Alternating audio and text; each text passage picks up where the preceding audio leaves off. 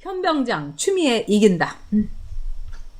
자, 여러분, 그 현병장이 이제 추석까지 추미애, 김어준이 사과 안 하면은 고소하겠다 했는데 이제 고소를 한다고 밝혔습니다. 너무나 다행스러운 일입니다. 그리고 이 젊은이가 겪었던 이 고통, 그 다음에 공포, 저는 이게 너무 가슴이 아픕니다. 그 또래의 아이를 둔 엄마로서. 자, 우리 딸기파파님께서 정부 지원금 갉아먹으며 사회 곳곳에 또아리 틀고 있는 기저 세력들을 때려잡기 위한 사법적 방법. 정말 우리 딸기파파님이 아주 강하게. 딸기파파님은 우리 이제 정모에도 오셨는데 굉장히 온화한 분이에요. 근데 이렇게 다들 이제 우리 분노하고 있습니다. 우리 시드라님도 온화한 분인데 이 남한 인사들은 방북할 때 북한에서 이용할 수 있는 쓸 수 있겠네요. 그렇습니다.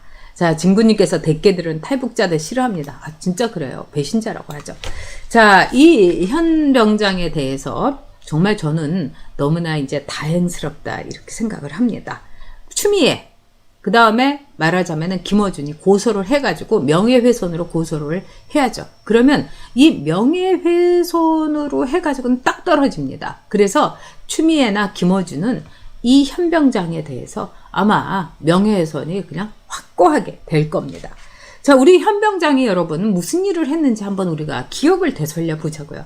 하도 이렇게 여러 가지 일이 있으니까 우리가 기억도 그냥 가물가물한데, 자, 2017년 6월이에요. 이 우리의 현병장이 당직을 섰는데 이 추 장관의 아들이 복귀하지 않다는 것을 알았습니다. 그래서 전화를 했어요. 야마 너 들어와. 어서 들어오라고. 그랬더니 이 현병장 아들이 알았다고 하면서 너 어디 있냐고 하니까 집이라고 얘기를 한 겁니다. 그래서 미복귀를 말하자면은 이거는 너 얼른 들어와야 되는데 알았다고만 하고 간다고도 안 한 거예요. 집이라고 하고. 그래서 복귀하지 않았다는 걸 이제 보고를 하려고 했는데 그때 상급 부대에서 보지도 못한 대위가 한 명이 와가지고 이건 휴가다 이렇게 만드는 거예요. 그래서 이 당시에 말하자면 병사들 사이에 야, 추미애가 여당 대표라더니 엄마 빼기 대단한 거다. 자들끼리 그냥 궁시렁궁시렁 한 거예요. 이게 전부입니다. 근데 이 친구가 얘기한 게 말하자면 이 사람 저 사람을 통해서 요새 같은 세상에서 비밀이 어디 있어요? 그러니까 쫙 이제 나간 거예요. 그랬는데 어떤 일이 벌어졌습니까?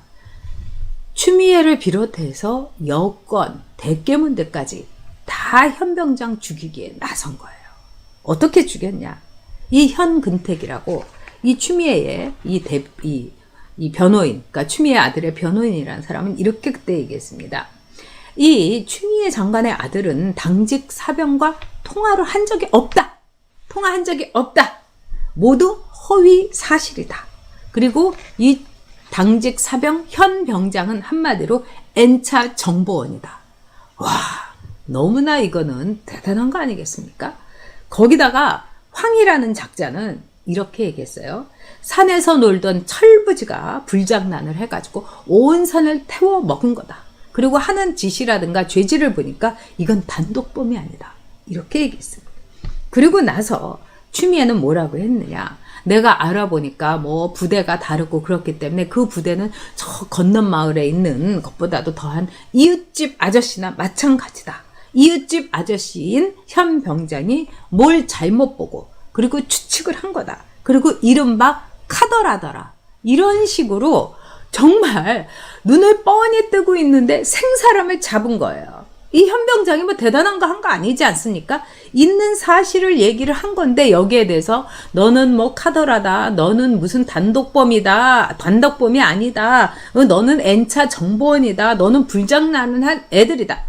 이 세 명만 얘기한 게 아니죠. 김어준이 또 방송에서 전국민 대상으로 해서 짓이겨 놓은 거예요. 거기다가 대깨문들이 이 현병장에 대해서 뭐 너는 어디서 돈을 먹었느냐, 이 국민의힘에서 어떤 공작을 받았느냐, 김도우 의원하고 너하고는 어떻게 통했냐 이렇게 얘기를 한 거예요.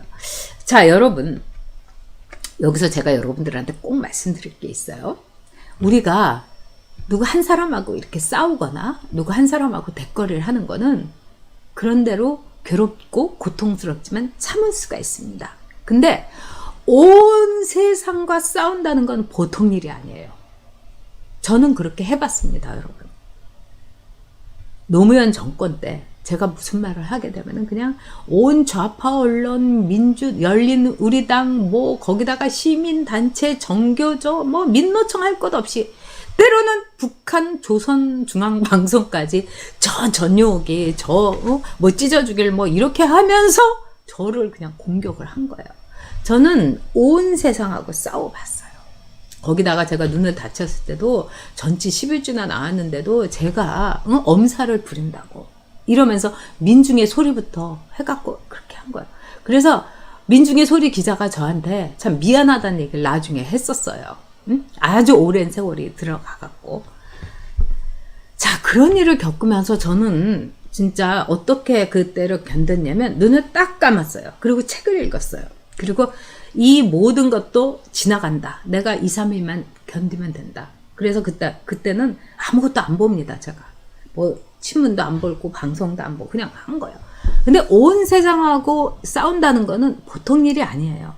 자, 그렇기 때문에 많은 혁명에서 에드먼드 버크도 그랬고 이 많은 사람들이 이 혁명, 그러니까 전체 왕조를 쓰러뜨리고 나서 그거보다도 더 그 100배의 전체 그 폭군인 말하자면 혁명군이 들어왔을 때 사람들은 더 고통을 겪는 이야기를 쓴 적이 있어요. 이게 뭐냐?